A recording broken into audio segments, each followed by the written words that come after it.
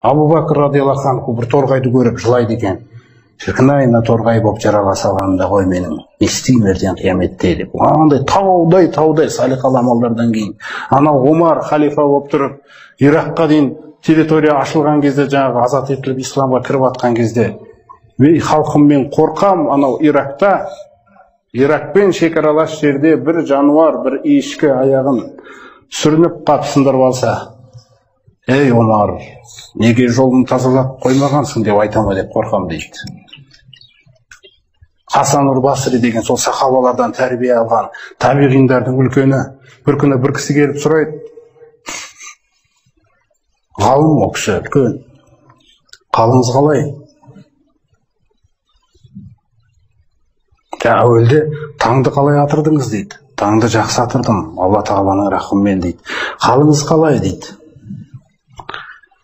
Менің қалым, сен бір теңізде сапарға шығып көрдің ба дейді. Иә дейді. Бір жағдайлар болды ма? Қайығың бұзылып, кеме бұзылып, бір толқындар басқан кездер болды дейді, ондай жағдай менде.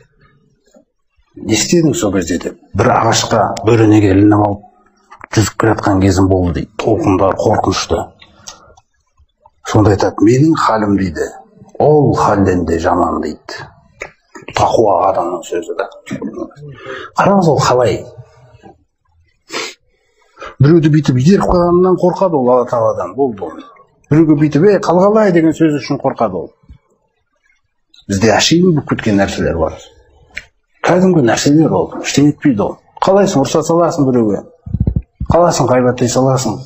Қалайсың, мінез көрсете саласың? Қалайсың, таласа саласың? Қалайсың, ренжи саласың, бармай қоясың? Бермей қоясың? Сен кімге жамандық істейсің? Әлемдердің Раббысы бай. Мәселе сен өзіңе зұлымдық істеп жатсың. Сен өз жолыңды өзің бүгіп жатсың. Өз жаныңды өзің кірлетіп жатсың.